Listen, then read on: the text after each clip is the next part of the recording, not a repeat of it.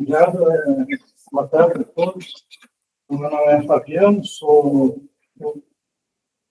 formado aqui na minha residência de terapia intensiva, depois mais para a área de pesquisa, né? E agora eu estou lá no Link, lá segunda a sexta, quem quiser lá conhecer, convidado. A gente vai falar um pouquinho de medicina de precisão em sepsis. Qual livro, professor? Em 51, fica na sala 3189, terceiro andar. Então, vou começar com uma definição aí clássica de sepsis, né?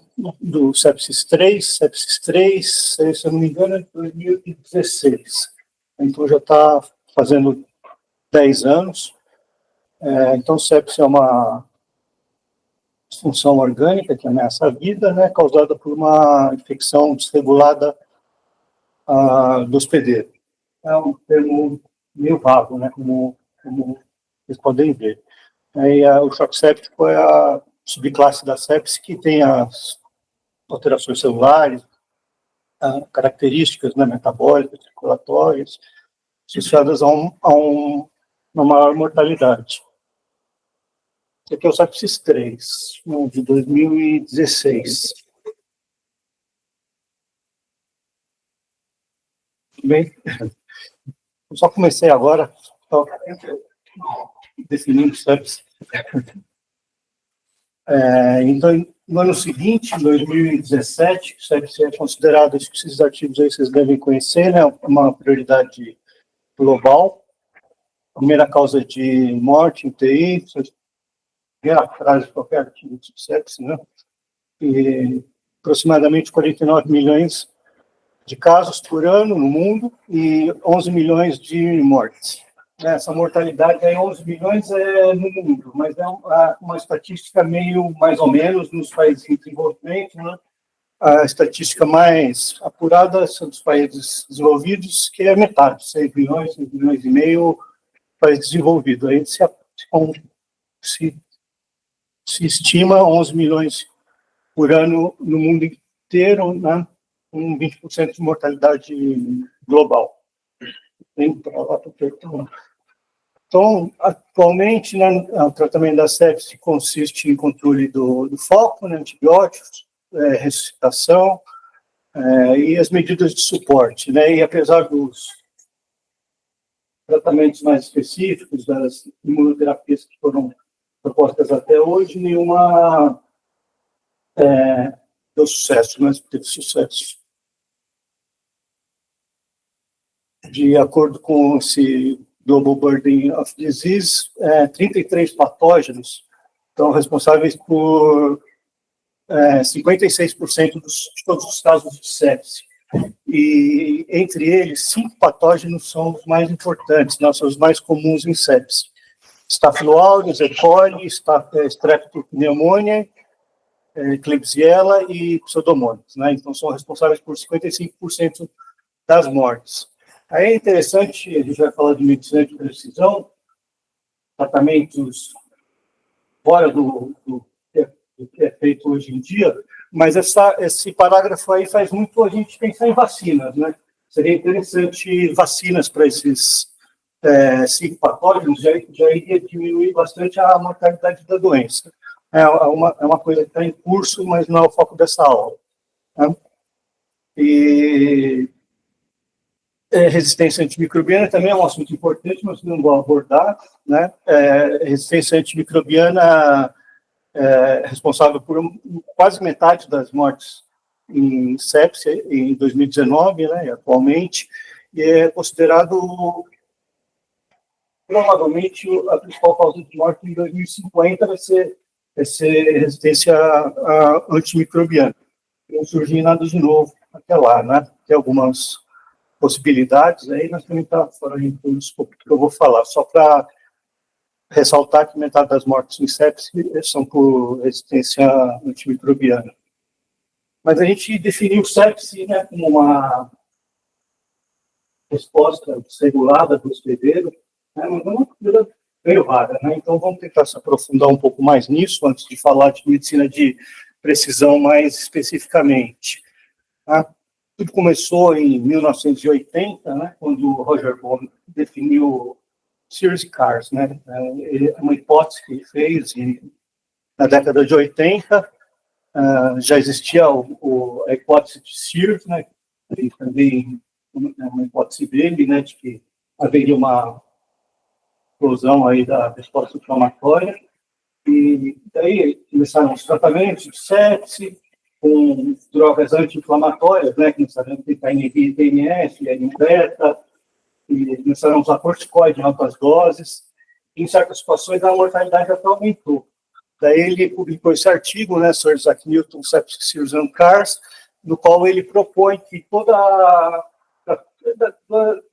as leis uma das leis do Isaac Newton, né, que para toda força tem uma força ao contrário.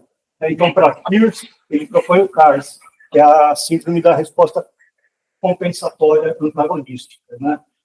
E daí ele propõe que a sepsis é uma doença bifásica, né? Primeiro uma resposta inflamatória, depois viria uma resposta contra-regulatória, anti-inflamatória, né? E daí muitos pacientes morreriam com a resposta anti-inflamatória contra-regulatória.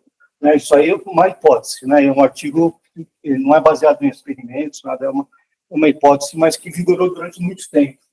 Né? Aqui está um trauma, por exemplo, causa uma Sears e pode causar também uma resposta em verde, um CARS. Né? Não necessariamente a Sears é por causa infecciosa, né? Tem Sears por trauma, Sears por diversas outras causas, e toda Sears, na hipótese do paradigma do Roger Bond, poderia levar um CARS, né, numa resposta bifásica, né? O paradigma atual é baseado em estudos de transcriptômica, né? Estudos feitos, iniciados pela equipe do Hector Long. Hector Long era um pessimista turco, mas ele trabalhava nos Estados Unidos, na Universidade de Cincinnati, ele faleceu faz alguns anos, mas ele começou todos os estudos de transcriptômica em sepse, né? Ele era pediatra, um pesquisista pediatra, a maioria dos estudos sobre crianças, né? Ele escreveu essa resposta elíptica e vai contra a hipótese do Roger Ball, né? Então, a hipótese que não é hipótese, que são experimentos, né? Que é o paradigma atual da doença, é que tem uma resposta upregulation, né, de genes inflamatórios e downregulation de genes responsáveis pela imunidade inata, né, que são imunossupressores. Isso aí acontece desde o começo da doença, né, e formando uma curva elíptica.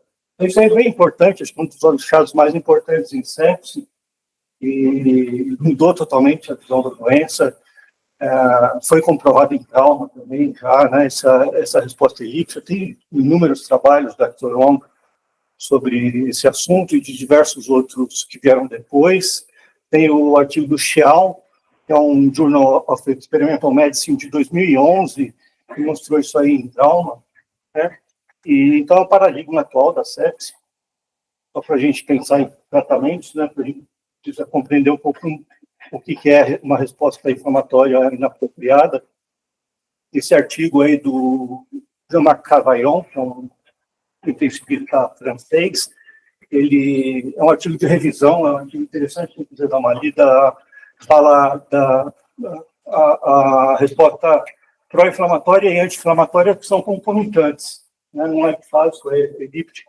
E ele também, isso aí também foi estudado em Covid-19. Em Covid-19 também é elíptica a resposta inflamatória, não é bifásica.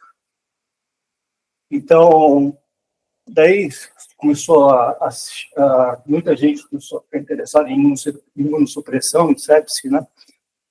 E realmente, né, os estudos têm mostrado que aproximadamente 1/4 dos pacientes em sepse eles morrem nos primeiros 4 dias, né? E os 3/4 remanescentes, 1/3 consegue sair dessa fase de imunoparalisia, de imunossupressão, e 2/3 não saem da imunossupressão e esses 2/3 corresponde a 65% da mortalidade da doença, mostrando que grande parte dos pacientes em sepse morrem não devido aos efeitos inflamatórios, mas à resposta anti-inflamatória concomitante. Né? Daí, outra coisa importante para a gente conversar em sepse é uma doença heterogênea. Né? A gente tenta estudar em camundongo, aí a gente pega aquele monte de camundongo que são isogênicos, né? Que são acasalados irmão por irmão durante 20 gerações, eles vão ficar idênticos. E daí a gente faz um insulto num, faz um insulto no outro, faz um tratamento num, faz um tratamento no outro, e procura diferenças. Mas a sepse é uma doença heterogênea, não é irmão por irmão idêntico, né? Tem subgrupo dos pacientes obesos, aqueles com insuficiência renal, aqueles com coagulopatia, aqueles com obesidade, o idoso, né? Diversas populações, né? A sepse pode ser dividida em diversas populações, né? E nesse contexto tem sido proposto, né? Que isso que é medicina de precisão, né? Estratificar a sepse em grupos mais homogêneos, né? E tentar tratar cada grupo de uma maneira diferente, né? Não adianta você tratar aquele paciente que está predominando uma resposta imunossupressora, não adianta você tratar aquele paciente com um imunossupressor. Né? Você tem que, sei lá, talvez corticoide, numa dose, não sei qual que é, funcione se você pegar os pacientes que estão realmente inflamados. Mas se você der para paciente em sepse como um todo, você vai piorar muito, talvez por causa disso tem sido considerado que muitos pacientes em sepse não respondem às imunoterapias, porque é dado de uma maneira sem dividir os pacientes em subgrupos, né? Acho que isso aí é o futuro, acho que isso aí teve vários desafios, mas é bastante animador essa ideia de dividir os pacientes em subgrupos, mas tem diversos desafios, né? E bom, a gente vai comentar esses desafios também. Então, primeiro um pouco de terminologia de medicina de precisão, para a gente entender os artigos. Né? Tem sido falado em fenótipos, subfenótipos, endotipos. Cada artigo usa uma nomenclatura diferente, então, só para a gente se entender, subfenótipos é quando você divide os pacientes em critérios clínicos laboratoriais, e endofenótipos é quando divide o paciente em critérios moleculares, digamos assim, de transcriptômica, de proteômica, de metabolômica. Né? E essa nomenclatura não é respeitada, é muito confuso na literatura. Se vocês pegarem artigos de medicina de precisão em sepse, tem artigo que fala de endofenótipos e está vendo padrão clínico, tem artigo que mistura, mas é uma tentativa de padronização. Acho importante a padronização, né, da nomenclatura, que senão é difícil da gente se entender. Vocês vão ver que já é difícil, os artigos são muito diferentes um dos outros, então é difícil, está se buscando um consenso de medicina de precisão em sepse. Quem sabe se esse consenso for atingido, quem sabe, quando tiver o sepsis 4, já entra alguma coisa de medicina de precisão em sepse, né? Acho que o sepsis 4 não deve estar, não estou informado, mas imagino que não deve estar tão longe. Então, a medicina de precisão é para estratificar os pacientes em sepse, em subgrupos, né? Para tentar uma maior homogeneidade da doença, a busca de biomarcadores e novas propostas terapêuticas, né, que funcionem nesses fenótipos, né, numa tentativa de superar as dificuldades encontradas quando se estuda a doença de uma maneira heterogênea como um todo. Né? Então, por que medicina de precisão? Que a gente precisa que até agora não está funcionando os tratamentos, né, como um todo.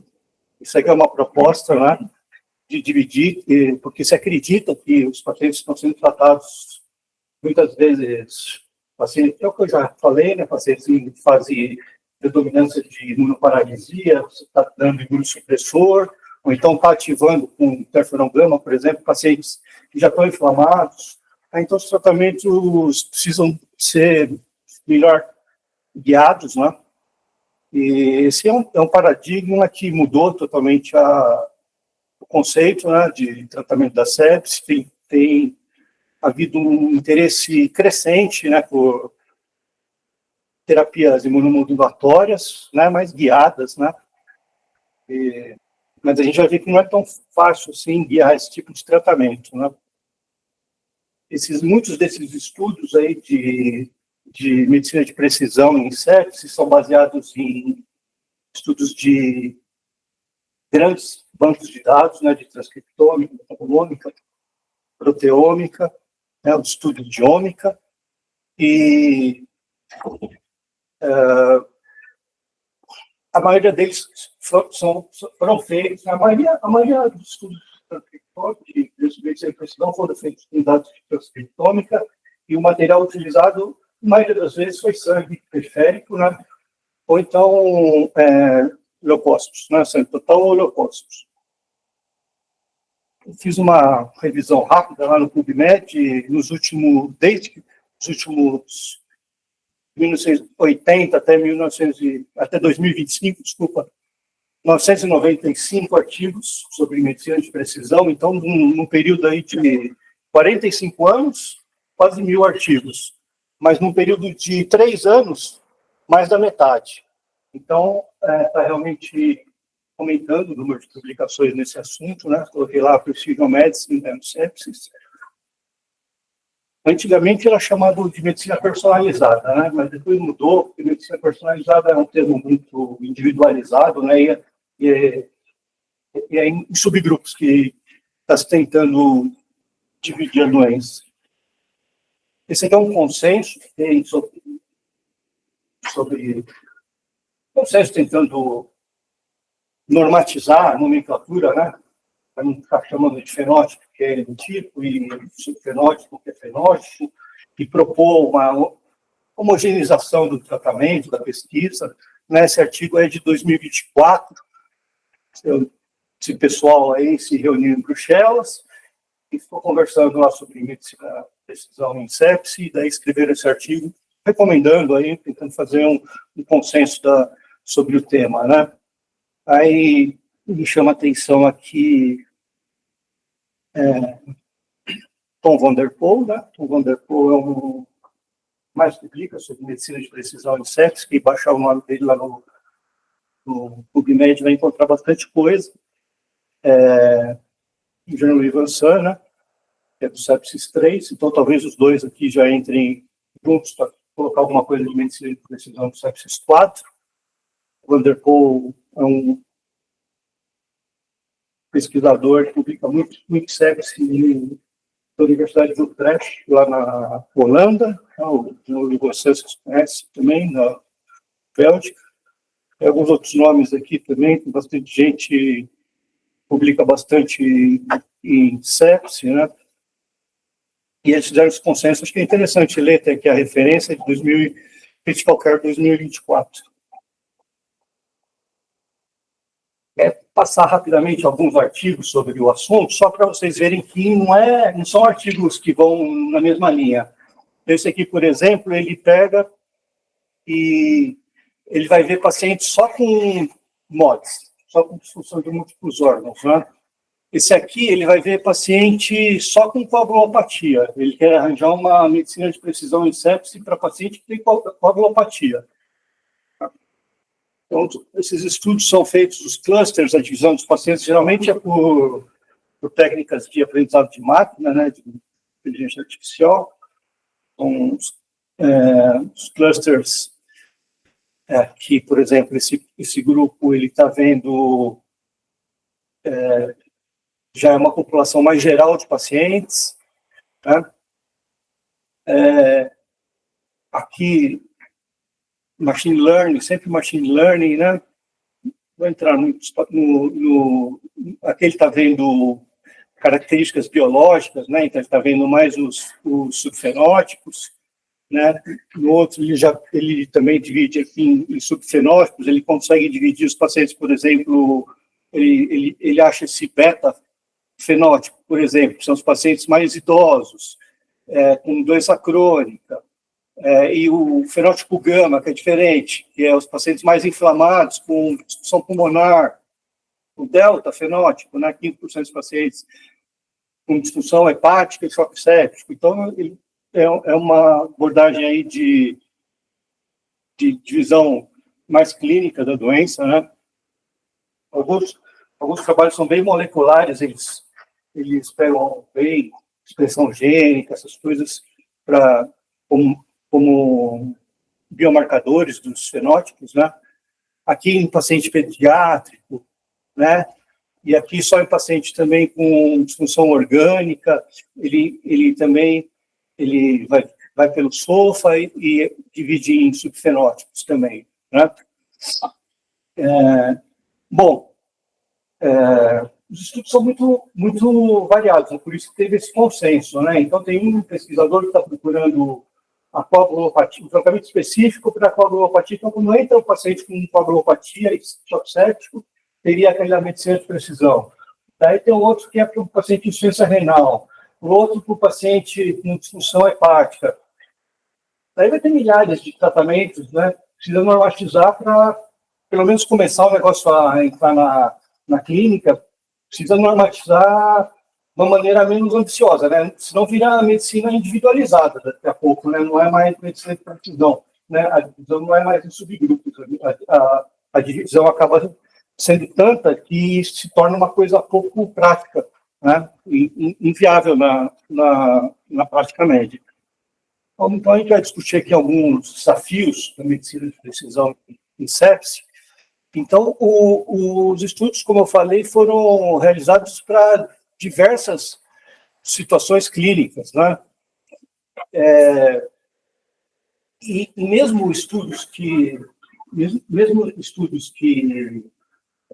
analisaram situações clínicas semelhantes, quando a gente vai sobrepor os estudos, eles não são sobreponíveis. Então, não dá para fazer comparar os estudos por diversos motivos, né? Um desses motivos é que esses estudos são feitos com análise computacional muito complexa, e você alterando algumas poucas variáveis, os resultados já são completamente diferentes, né? Então, isso é um problema, porque a maioria desses estudos foram feitos com bases de dados, são estudos com dados retrospectivos. Então, por exemplo, teve um estudo que foi feito para analisar um certo tratamento lá para a sepse. Eles pegam esse estudo, o banco de dados, clusteriza em subgrupos e reavalia. Não são estudos prospectivos que são feitos para ver aquela situação de uma maneira prospectiva, randomizada. São estudos retrospectivos que têm um poder de análise menor. Então, além dos estudos serem feitos para situações muito variadas, eles não têm validação prospectiva. Não tem nenhum estudo prospectivo de medicina de precisão em sepse. Nenhum, é tudo retrospectivo. Então, apesar de ser promissor, a maioria dos fenótipos, subfenótipos e endotipos que foram estudados, eles não têm validação prospectiva, né? E então, todos esses biomarcadores, esses estudos ainda precisam de estudos. Mas por que não tem estudo prospectivo? Porque precisa de muito paciente, né?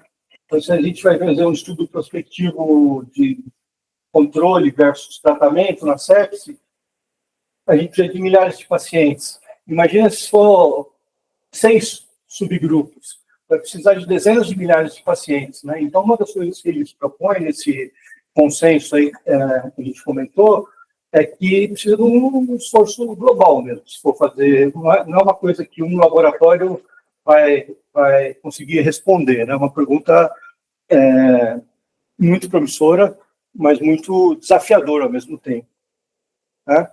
E a patologia da doença não é clara.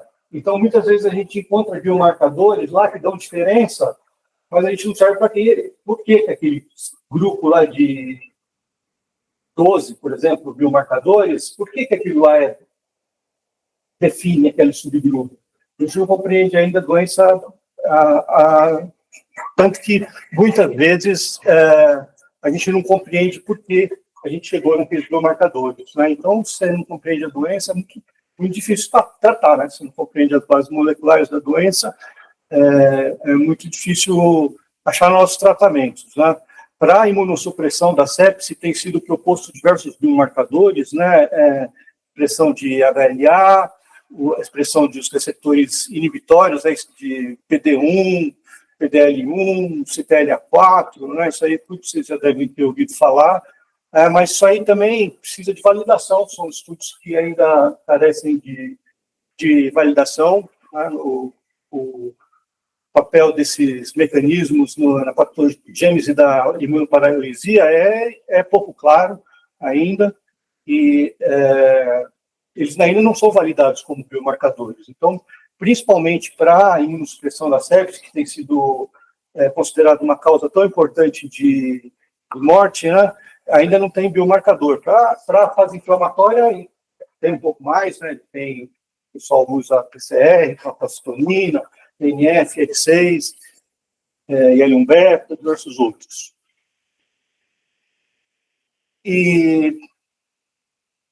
Então, como os estudos não são superponíveis, diversos grupos de biomarcadores têm sido propostos, né? E eles não são superponíveis, né? Mas acho que o caminho é esse, né? A gente não vai conseguir um biomarcador para sepse, um biomarcador para imunoparalisia. Isso já foi procurado, né? Parece que o caminho realmente é grupos de biomarcadores, né? Vai ser a única maneira de você tentar conseguir caracterizar um subgrupo do paciente séptica com talvez 5 ou 6 biomarcadores, um único biomarcador. Não vai conseguir diferenciar subgrupos na sepse, né? Pelo que se procurou até agora. Tá? Aqui só para Peter Van Ton, aqui os nomes, vocês vão ver os nomes dos artigos de medicina de precisão, é tudo pessoal da Holanda, né? Tudo equipe do Van der Poel. E outro desafio importante esse artigo aqui que a gente publicou. Então, esse artigo aqui, a gente fez transcriptômica. A maioria dos estudos em sepse foram feitos com sangue, né? Com sangue periférico. A gente quis fazer material de autópsia. Daí a gente fez sequenciamento de RNA, coletou 6 pacientes, ou 7, se não me engano, acho que foram 7 pacientes em choque séptico, faleceram, tá? Choque séptico, e 7 que faleceram por morte súbita de causa não infecciosa. E daí a gente coletou córtex, hipocampo, coração, pulmão, rim, cólon, e fez transcriptômica de tudo isso, e a gente encontrou resultados muito diferentes. Enquanto o paciente X, por exemplo, estava com o cérebro inflamado, nesse mesmo paciente, o pulmão estava em imunoparalisia. E daí o rim estava inflamado e o cólon estava em imunoparalisia. Mostrando que a sepse é uma doença heterogênea no mesmo indivíduo, não só na população. Então, isso aí altera a complexidade da doença ainda mais, né? Você vai dar um anti-inflamatório para tratar um paciente em choque séptico, mas você pode estar prejudicando algum órgão específico, né? Em detrimento de outro, você tem que estar sabendo muito bem o que você está fazendo, né? Então, isso aí é mais um desafio, um desafio importante, eu acho, no tratamento do medicina de precisão em sepse. Então, a gente tem que ter ceticismo com esses estudos, por enquanto, né, porque eles não foram validados, e são estudos com um grande número de dados. Então, como eu falei, se altera uma variável lá no algoritmo, dá resultado completamente diferente, né? E muita coisa é desafiador para a gente porque é caixa preta, né? Inteligência artificial, a gente acredita ali que funciona, mas a gente não consegue, muitas vezes, se aprofundar para saber se foi feito de uma maneira... Muitas vezes você confia no resultado do especialista ali, né, do bioinformata, que é um cara que não tem informação em sinalização celular, por exemplo, né, é um especialista mais na área de exatas. Então, essa conversa aí é muito ruim na pesquisa em sepse. E mais um desafio, né? A expressão gênica, os padrões de expressão gênica na sepse podem mudar em período curto de horas. Então, todos aqueles biomarcadores que a gente achou quando a gente coletou podem estar completamente diferentes na hora que você vai administrar o tratamento. Então, é uma doença muito dinâmica, né? Esse é mais um dos grandes desafios da medicina de precisão em sepse. Então, a conclusão, né, é que esses estudos são muito promissores, mas tem que ter cautela, porque tem todos esses desafios no precisão em sepse. Então, apesar de ser uma coisa empolgante, tem todos esses desafios e a falta de, principalmente a falta de estudos randomizados, mostrando que eles realmente fazem alguma diferença, né, para o paciente.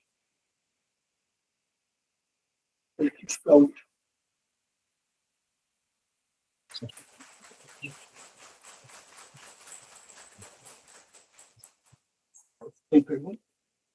Professor, eu tenho uma dúvida. Você falou no final da aula sobre como é temporalmente variável a expressão de gênica nesses pacientes. Você consegue ver uma capacidade de a gente conseguir estudar temporalmente os pacientes enquanto eles estão evoluindo na sepse? Parece ser extremamente difícil. A gente vai ter que procurar biomarcadores mais estáveis, né? Vai ter que excluir uma série de biomarcadores que têm uma curva mais caótica, né?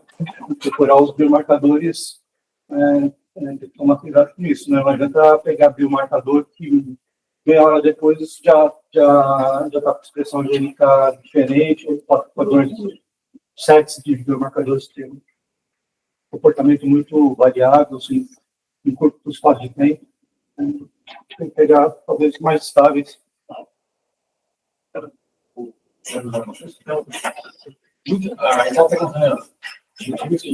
Nessa da ontologia também, né? Você Sim. talvez pegar um tipo de tumor, que vai ter algum marcador mais claro, e aqui você está mais direcionado. Funcionou muito bem na ontologia, né? Funcionou muito bem. É fantástico. Só que essa separação é uma doença muito mais complexa, né? Muito mais heterogênea, né? Porque o tratamento não é guiado para um tecido. Aqui você tem que tratar o corpo inteiro. Você acha que talvez até na própria fase da doença, mude? Por exemplo, assim, na oncologia, você pode fazer uma biópsia, daqui a você espera o ano para casa, daqui a 10 dias você vê o que saiu, aí você pensa na quimioterapia direcionada. Aqui daqui a 10 dias eles estão mortos, né? É possível alguma coisa mais rápida, uma resposta mais rápida, ou talvez até o próprio doente ele possa mudar, ou seja, nos primeiros 2 dias ele tem um tipo de resposta, no dia seguinte ele tem outro tipo de resposta, o que você espera? Muitas variáveis, né? O paciente é muito heterogêneo e tem o lado da bactéria, que a gente nem comentou, né? Então, uma infecção por Staph não é diferente de uma infecção por E. coli, né?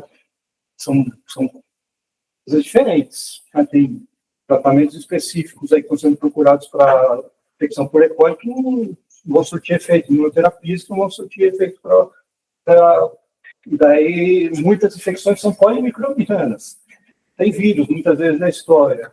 Tem reinfecção. É muito... talvez, eu acredito que tem que pegar o paciente numa fase inicial, logo que ele chegou, você já tem que clusterizar ele, né? Porque se ele começar a ficar muito tempo na UTI, começa a ter mais variável ainda, né? Pensando nisso, o que vocês estão fazendo agora em bancada? Estão fazendo mais endotoxemia ou mais modelo de sepse mesmo? Sim, são propostas para objetivos diferentes, né? O modelo de endotoxemia é mais para você estudar a via de sinalização do toxômetoclássico, né? O modelo de sepsis é um modelo que reproduz, o modelo de peritonite, né, da ligadura de função secal, é um modelo que reproduz bem a doença, um modelo que você quer estudar um tratamento, a não ser que você queira estudar um tratamento bloqueal, por exemplo, Toll-like, aí você pode fazer um modelo de...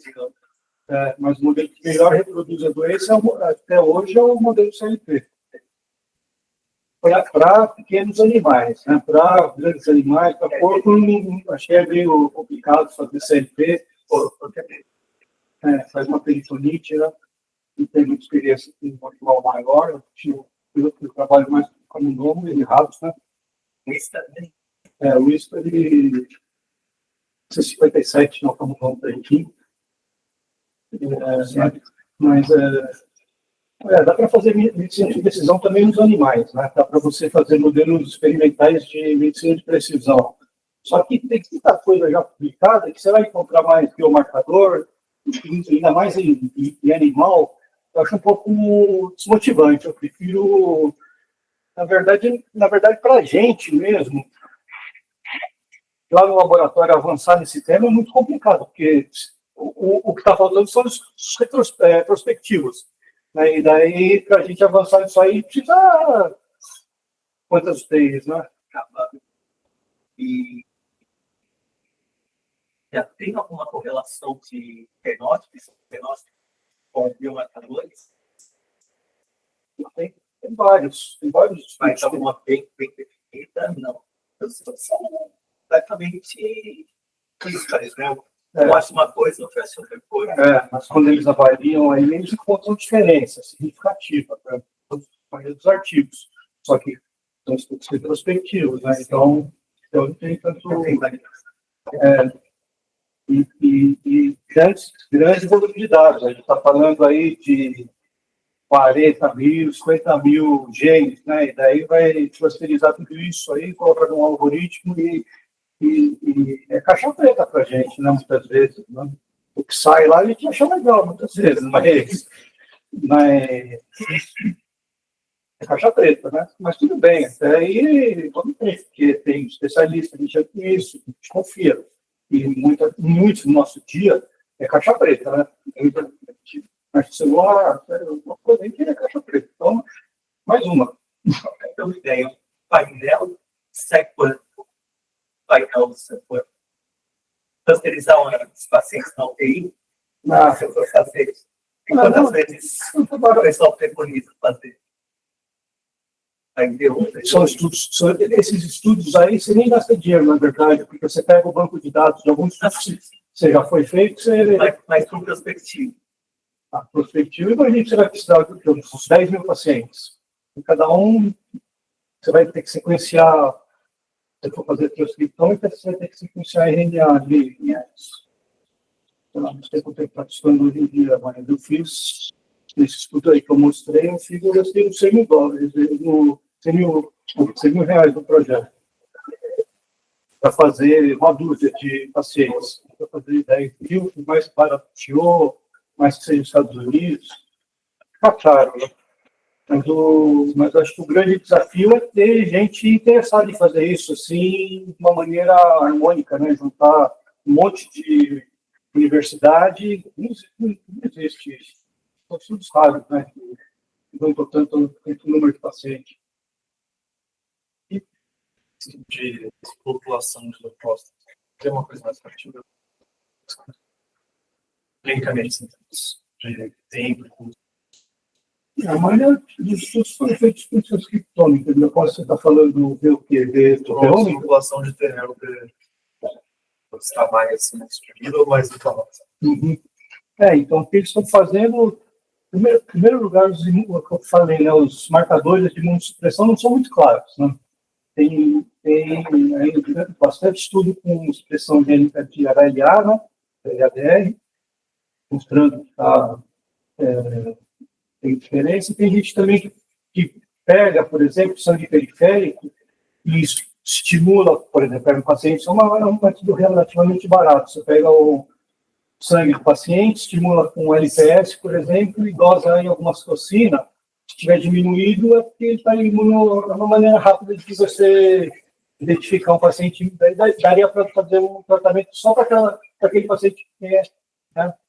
Mas acho que é por aí, tem que procurar respostas, porque senão vai virar uma coisa que vai entrar em funcionamento em alguns países e não vai entrar em outros, né? Porque o custo vai ser tão caro, vai precisar de tanta infraestrutura à beira do leito, de usar um monte de coisa lá que e talvez a gente não consiga fazer, e lá nos Estados Unidos os caras comecem a fazer, e em outros países.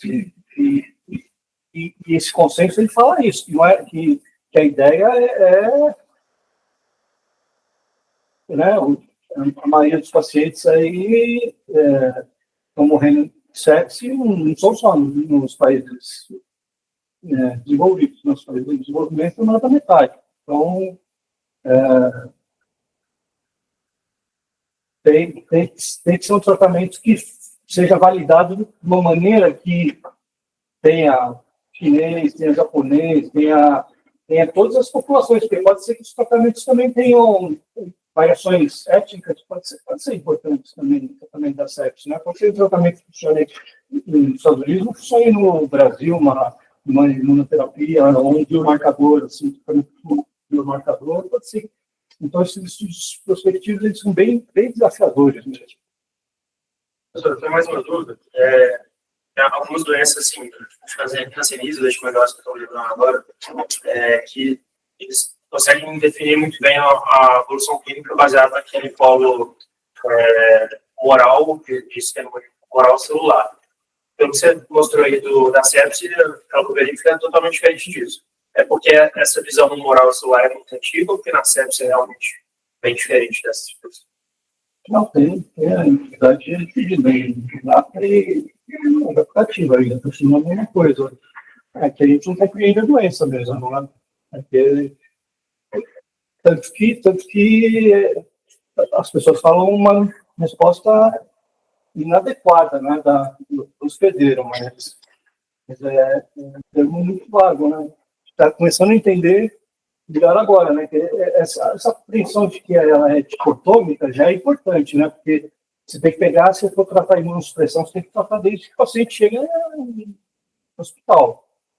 E antigamente se tinha uma visão de que era uma resposta tardia, né? Lá no final, o paciente vai ter reinfecção, vai ter imunossupressão, né? Vai morrer de imunossupressão. E não é, ele está desde o começo entrando em imunossupressão de algumas vias de sinalização, não é uma coisa global, uma parte está. Né?